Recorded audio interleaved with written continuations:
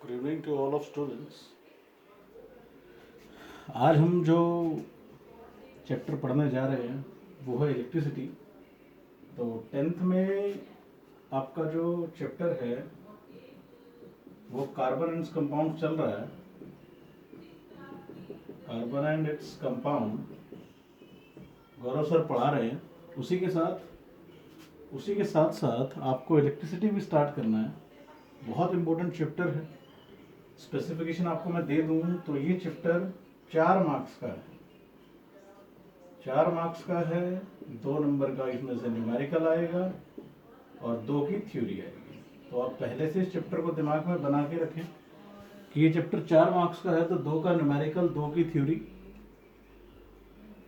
ठीक है, तो इसी चैप्टर को हम आज स्टार्ट करते हैं। बहुत इंपॉर्टेंट है बोर्ड की टर्म से ये चैप्टर, इलेक्ट्रिसिटी।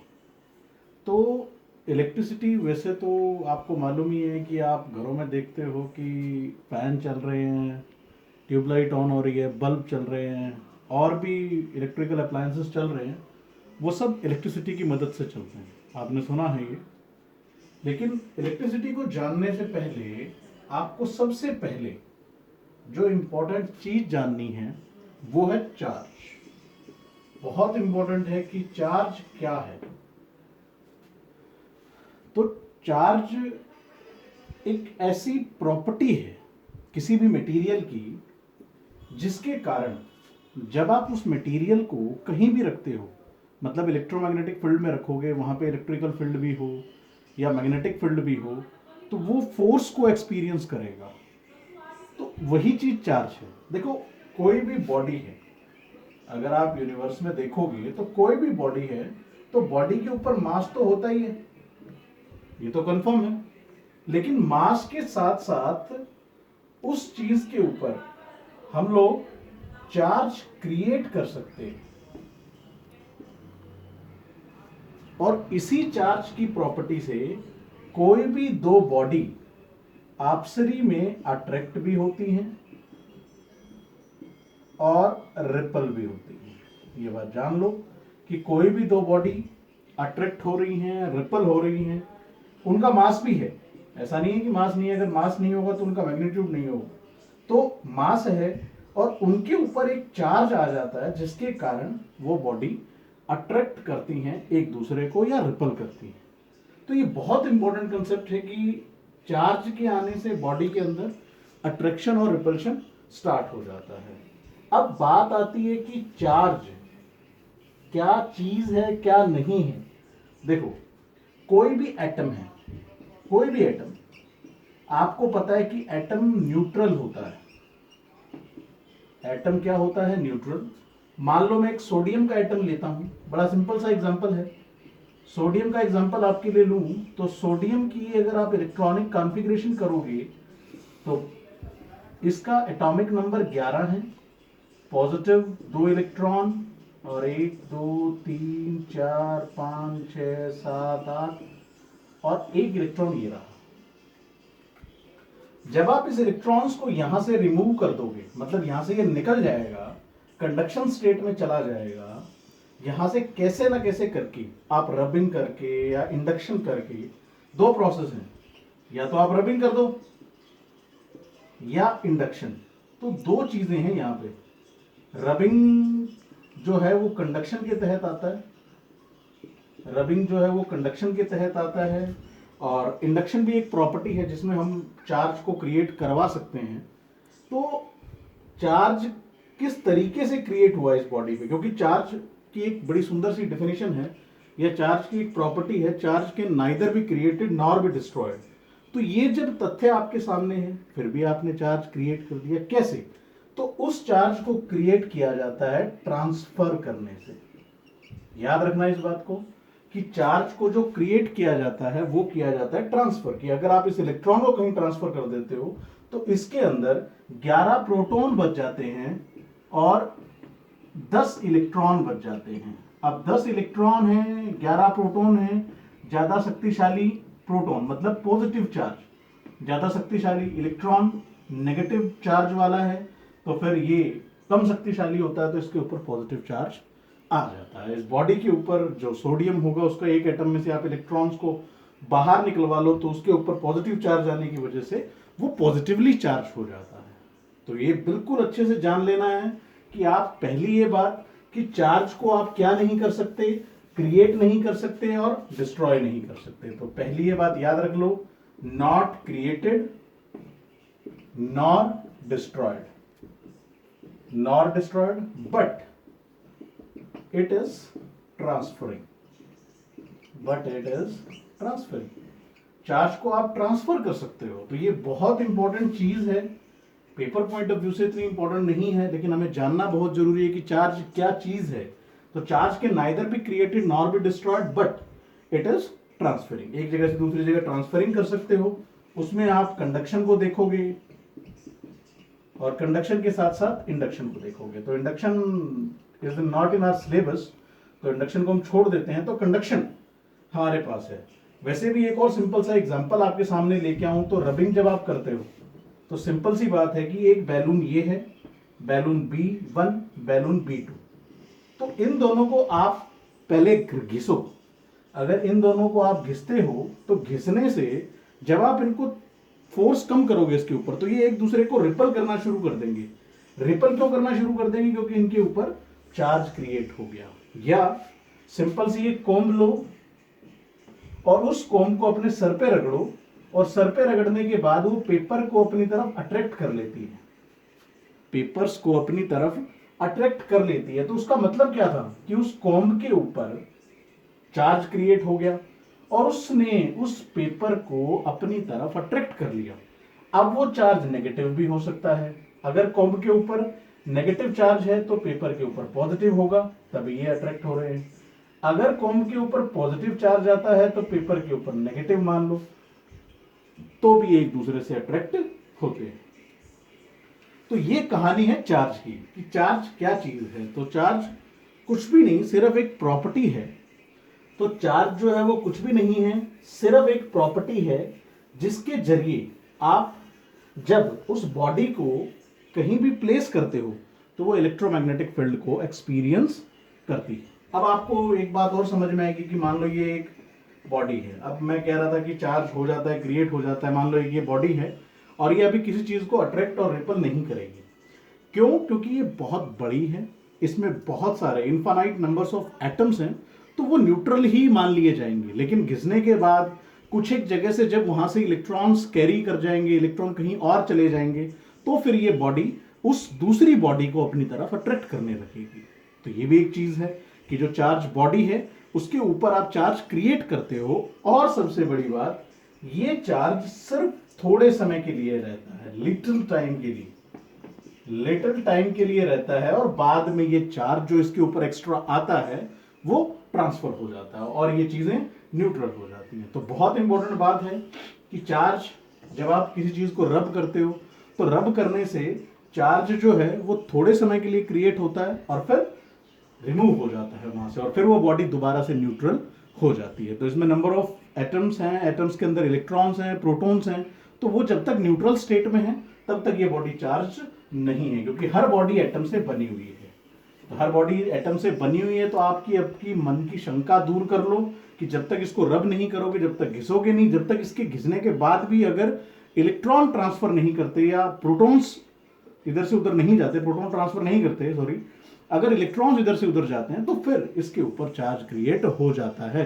तो आपको चार्ज क्रिएट करने के लिए काम करना पड़ेगा, तभी चार्ज क्रिएट होगा, अदरवाइज चार्ज क्रिएट नहीं होगा। तो सबसे पहली और इंपॉर्टेंट डेफिनेशन चार्ज की यही है कि it is the property of material, it is the property of material, it is the property of material due to which it experience a force when it is placed in electromagnetic field। Electromagnetic field बड़ी important definition है। Electromagnetic field जहां पे electricity भी हो और magnetism भी हो, दोनों जान लो बस इतना अभी, ठीक है, कि इलेक्ट्रिकल फील्ड है, मैग्नेटिक फील्ड है, उसके बीच में अगर आप रख देते हो तो फिर वो अपने आप ही इधर उधर मूव करना शुरू कर देगा, वो बॉडी अपने आप मूव करना शुरू कर देगी। मान लो ये बॉडी है और इस बॉडी के ऊपर चार्ज है, पॉजिटिव है या नेगेटिव है। जैसे ही इधर मान लो मैं 2 रोड रख देता हूं, उन 2 रोड के बीच में करंट सप्लाई करता हूं, तो ये बॉडी इधर उधर मूव करना शुरू कर देगी। क्यों? क्योंकि इसके ऊपर क्या आ गया? चार्ज आ गया। तो जब आप इस चार्ज बॉडी को किसी भी इलेक्ट्रिकल फील्ड या मैग्नेटिक फील्ड में रखते हो तो ये फोर्स एक्सपीरियंस करती है। तो ये बात याद रखना, इट इज इंपॉर्टेंट डेफिनेशन कि चार्ज क्या होता है। अब चार्ज के बाद चार्ज कितने तरह का है, बेंजामिन फ्रैंकलिन ने दिया था, ये बात याद रखनी है हमने। बेंजामिन फ्रैंकलिन ने इस चीज को बताया था कि चार्ज 2 तरह का है, पॉजिटिव और नेगेटिव।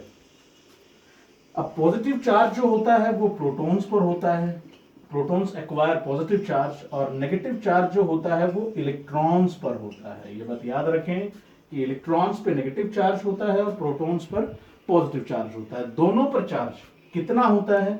1.6 इंटू 10 की पावर माइनस 19, 1.6 इंटू 10 की पावर माइनस 19। अब फिजिक्स ये कहती है कि हमें इनकी यूनिट पता होनी चाहिए, हमें इन्हें मेजर करना है। किस चीज में मेजर करेंगे? तो यूनिट ऑफ चार्ज जो होती है, यूनिट ऑफ चार्ज जो होती है वो होती है कूलम।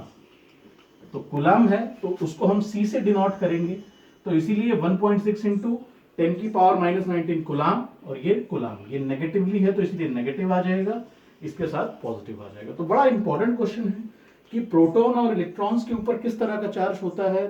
इलेक्ट्रॉन्स के ऊपर नेगेटिव चार्ज होता है, प्रोटॉन के ऊपर पॉजिटिव चार्ज होता है। इलेक्ट्रॉन्स जो होते हैं वो लाइटर होते हैं, हल्के होते हैं, ये बात याद रख लेनी है, और ये हैवी होते हैं। प्रोटॉन जो है हैवी होते हैं, वो इजीली मूव नहीं कर पाते, लेकिन इलेक्ट्रॉन्स लाइटर होने के कारण इधर से उधर मूव बड़ी आसानी से कर जाते हैं। तो ये चार्ज रहा आपके सामने। तो आपको क्या याद रखना है? चार्ज की डेफिनेशन याद रखनी है। उसके बाद चार्ज की डेफिनेशन याद रखने के बाद आपने ये देखना है कि इसको दिया किसने था? बेंजामिन फ्रैंकलिन ने दिया था। उसके बाद 2 तरह के चार्ज हैं, पॉजिटिव नेगेटिव। पॉजिटिव प्रोटॉन्स के ऊपर होता है, नेगेटिव इलेक्ट्रॉन्स के ऊपर होता है। इलेक्ट्रॉन्स पे चार्ज इतना है, प्रोटॉन पे चार्ज इतना है। प्रोटॉन्स हैवी होते हैं और लाइटर होते हैं। तो अब आपको यहां तक की क्लास में ये चीज पता चल गई कि चार्ज आप क्रिएट नहीं कर सकते, ना ही डिस्ट्रॉय कर सकते हो। आप सिर्फ चार्ज को बना सकते हो, ट्रांसफर करके बना सकते हो। कि एक के ऊपर अगर कोई चार्ज है तो उसको दूसरे पे ट्रांसफर कर दिया जाए तो दोनों बॉडी के ऊपर ही चार्ज हो जाएगा। मान लो एक सिंपल सा एग्जांपल आपके सामने, इसको और दोबारा क्लियर करता हूं। मान लो एक ए बॉडी है, उसके अंदर 20 इलेक्ट्रॉन्स थे और 20 ही प्रोटॉन थे।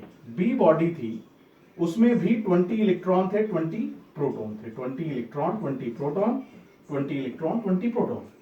अब इसको रब कर दिया या इंडक्शन के जरिए आपने इसमें से 20 इलेक्ट्रॉन में से 3 इलेक्ट्रॉन यहां भेज दिए। अब 3 इलेक्ट्रॉन भेजने के बाद इसमें कितने रह गए? 17। इसमें प्रोटॉन कितने हैं? 20 हैं। इसमें 23 इलेक्ट्रॉन्स हो जाते हैं, प्रोटॉन 20 रहते हैं। अब खुद देख लो, इसके पास 3 इलेक्ट्रॉन ज्यादा हैं, इसके पास 3 इलेक्ट्रॉन कम है, और 3 इलेक्ट्रॉन कम होने के कारण इस बॉडी के ऊपर पॉजिटिव चार्ज ज्यादा है, इस बॉडी के ऊपर नेगेटिव चार्ज ज्यादा है। तो आप इस बॉडी को या इस पार्टिकल को, आप इस पार्टिकल को बोलोगे, बॉडी को भी नहीं, इस पार्टिकल को बोलोगे कि वो क्या है। या बॉडी अगर लार्ज स्केल पे हो रहा है, ज्यादा इलेक्ट्रॉन चले जाते हैं, सारे एटम्स के चले जाते हैं, तो ये बॉडी क्या हो जाएगी? अगर यहां से इलेक्ट्रॉन गए हैं तो ये बॉडी हो जाएगी पॉजिटिवली चार्ज, और ये बॉडी हो जाएगी नेगेटिवली चार्ज। तो ये बात आपको याद रखनी है, बिल्कुल सिंपल सी बात है कि है। और जब हम इलेक्ट्रिसिटी को पढ़ना शुरू करेंगे तो हमें पता चलेगा कि हम किस तरीके से एक डिवाइस वहां पर रखते हैं जिसके कारण इलेक्ट्रॉन्स भागना शुरू करते हैं। तो आप बिल्कुल सिंपल सी बात याद रखें कि चार्ज क्या चीज है। चार्ज को आप क्रिएट नहीं कर सकते, डिस्ट्रॉय नहीं कर सकते, जिंदगी भर दिमाग में डाल लो, लेकिन हम चार्ज को ट्रांसफर कर सकते हैं एक जगह से दूसरी जगह। चार्ज को धक्का मार के ले जा सकते हैं, चार्ज को बनाया नहीं जा सकता। और चार्ज 2 तरह का आपकी फिजिक्स में है, वो है पॉजिटिव नेगेटिव। बेंजामिन फ्रैंकलिन ने इसे दिया था कि प्रोटॉन्स और होते हैं इलेक्ट्रॉन्स, और हमें पता है इलेक्ट्रॉन प्रोटॉन दोनों ही साथ में रहते हैं, बड़े अच्छे भाईचारा निभाते हैं। ये प्रोटॉन जो है वो इतनी बड़ी ताकत लेके रखते हैं कि वो इलेक्ट्रॉन्स को एटम में सजाए रखते हैं उस एटम के अंदर। तो ये बहुत बड़ी बात है, एटम का साइज बहुत छोटा होता है माइक्रोमीटर्स में। तो इसीलिए ये बात याद रखें कि एटम जो है वो चार्ज एटम के ऊपर आ सकता है अगर आप उससे इलेक्ट्रॉन्स का हेरफेर करें। तो ये चार्ज था सबसे पहले। जो इंपॉर्टेंट टॉपिक था। तो चार्ज में आपको 3 बातें एग्जाम पॉइंट ऑफ व्यू से याद रखनी है, वो भी मैं लिख देता हूं। चार्ज की डेफिनेशन आपने याद रखनी है, मैं लिख चुका। दूसरा, इलेक्ट्रॉन्स पर कैसा चार्ज होता है और प्रोटॉन्स पर कैसा चार्ज होता है। तीसरी बात आपको याद रखनी है, इलेक्ट्रॉन, प्रोटॉन और चार्ज होता कितना है, या यूनिट ऑफ चार्ज। ये बातें आपको समरी बना लेनी है। यूनिट ऑफ चार्ज कूलाम है और इनके ऊपर चार्ज होता है 1.6 इंटू 10 की पावर माइनस 19 कूलाम, और डेफिनेशन आपको पता ही है, when it is placed in a magnetic field it experience of force. तो चार्ज के बाद जो अगला टॉपिक है वो बड़ा इंपॉर्टेंट है। वो इंपॉर्टेंट इसलिए है क्योंकि उस पर न्यूमेरिकल बनते हैं और आपको निकालना आना चाहिए कि किसी भी चार्ज को बनाने के लिए कितने इलेक्ट्रॉन की जरूरत होती है, ऐसे कुछ क्वेश्चन है। उस कंसेप्ट को, या प्रॉपर्टी ऑफ चार्ज में, प्रॉपर्टी ऑफ चार्ज में सबसे पहली जो बात है वो है quantization of charge. Quantization of charge, quantization of charge बड़ी इंपॉर्टेंट डेफिनेशन है और बड़ा इंपॉर्टेंट है हमारे लिए क्योंकि न्यूमेरिकल जिस पे बनता है। तो क्वांटाइजेशन ऑफ चार्ज क्या होती है? इट इज द प्रॉपर्टी, या it is basic, it is the basic integral, it is the basic integral multiple of basic charge, basic charge. It is the basic, या it is the integral multiple of basic unit of charge. Basic charge भी नहीं लिखेंगे, basic unit of charge कह दोगे। It is the integral multiple of basic unit of charge. तो ये definition है quantization of charge की। इसको रिप्रेजेंट करते हैं Q से, तो Q इज इक्वल टू, जो फॉर्मूला निकल के आता है वो हमारे सामने निकल के आता है Ne। Q is equal to Ne। Q क्या है? Total charge. या क्वांटाइजेशन ऑफ चार्ज क्या होता है? टोटल चार्ज ही होता है। क्वांटाइजेशन को क्या बोलते हैं? टोटल चार्ज कितना है उसके ऊपर, तो कितने इलेक्ट्रॉन्स आए हैं उसके चार्ज, एक इलेक्ट्रॉन के चार्ज से मल्टीप्लाई करो, आपको टोटल चार्ज नजर आएगा। तो बड़ा इंपॉर्टेंट कंसेप्ट है कि क्वांटाइजेशन ऑफ चार्ज क्या होता है। इट इज द, या total charge is equal to the integral multiple of basic unit of charge.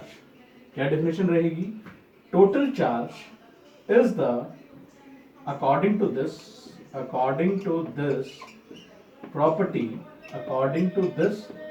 property, the total charge, कुछ भी लिख सकते हो definition. according to this property the total charge is the integral multiple of basic unit of charge। तो ऐसे साफ लिख देता हूं मैं। according to this property the total charge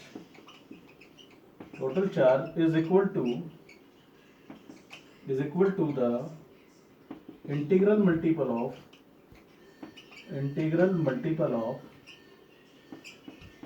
basic unit of charge।